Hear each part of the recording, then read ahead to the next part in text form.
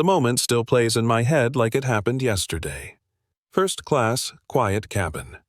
Low hum of the engines that soft blue lighting airlines use to make you feel important. I was already buckled in headphones around my neck, eyes half closed, finally breathing after one of those weeks where every meeting feels like a fight you didn't ask for. And then I heard it.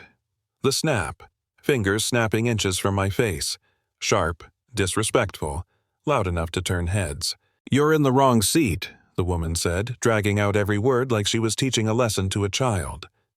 "This is first class. The help sits in the back." 3 sentences. That's all it took to change the entire flight. I didn't react right away. I just looked up at her calm, almost curious. I've learned over the years that the worst thing you can do to someone who thinks they're superior is not panic. Around us, the cabin went silent. You could feel it. Flight attendants froze. Other passengers stopped pretending not to listen. Everyone knew something ugly was happening and nobody knew how far it was going to go. She thought she was embarrassing some random guy who didn't belong. She had no idea she was talking to the man who owned the airline she was standing on. That night started like any other undercover check I do once in a while. I never fly private when I'm testing my own company. I book a regular ticket under a middle name dress like a normal human being and see what the experience is really like. No assistance, no announcements, no special treatment. Just me a seat and whatever my staff gives a stranger who looks like he might be out of place. I had just come back from overseas negotiations. Long days, bad coffee, constant pressure.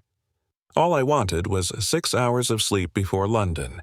I boarded early, found seat 1A, put my bag overhead, sat down, exhaled. Peace. Real peace. It lasted maybe 3 minutes. That's when I heard heels clicking fast down the aisle, the kind of walk that says someone is already angry before they arrive. She was loud from the start, complaining about legroom, about preferences, about how she always sits by the window.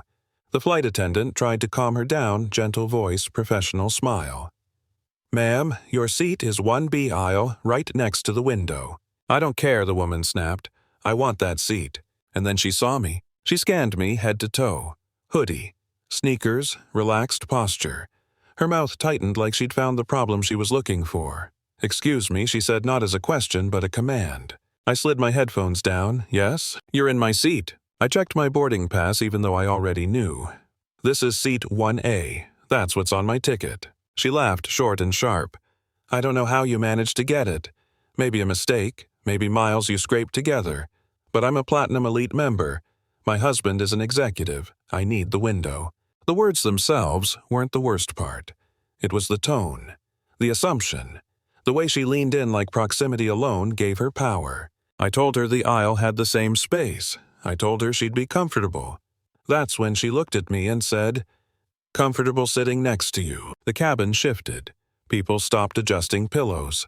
A man in the row behind us looked up. An older couple exchanged glances. Everyone heard what she meant, even though she didn't say it directly. She didn't stop there. She started talking about how I looked, how I probably smelled, how people like me didn't belong in first class. She used words that made the flight attendant gasp. When the attendant tried to intervene, the woman snapped back. "I pay your salary." That's when she told me to move. To economy. To the back. Where she believed I belonged. I felt that familiar heat in my chest, the one I've felt since I was a kid, being underestimated, followed in stores, talked down to in boardrooms. But I stayed calm. I told her I paid for the seat. I wasn't moving. So she escalated. She reached down, grabbed my bag from the floor, and threw it into the aisle. The sound echoed as the cabin. A dull thud way louder than it should have been. That bag held my laptop, my work years of planning, and intellectual property. I looked at it, then back at her. "You shouldn't have done that," I said quietly. She laughed. Bragged about how often she flew. Name-dropped people she thought mattered. Then she crossed a line so blatant the woman behind us whispered, "Oh my God." The purser arrived, trying to restore order. He checked my boarding pass, confirmed I was in the right seat. She didn't care. She threatened him too. Contracts, complaints, careers. Eventually, he pulled me aside and asked if I'd consider moving. Premium economy. Refund. Voucher. Be the bigger man, he said, eyes tired. I looked past him. She was already sitting in my seat, fluffing the pillow, smiling like she'd won. Something in me settled. Cold, clear. No, I said, I'm not moving. I pulled out my executive phone, the one I rarely use. I called operations. Gave an authorization code no regular passenger would ever have. Asked them to connect me to the flight deck. Asked them to call airport police to the gate. The purser stared at me. Who are you? I didn't answer. When I walked back into the cabin, she was sipping champagne smug. Back for your bag, she laughed. Hurry up. I didn't touch the bag. I looked at her and said loud enough for everyone to hear, Enjoy it. It's the last thing you'll ever drink on this airline. She laughed harder, called me crazy, mocked the logo on my shirt, compared it to designer clothes. I have expensive shirts too, that doesn't mean I own anything. Then the purser spoke, voice shaking.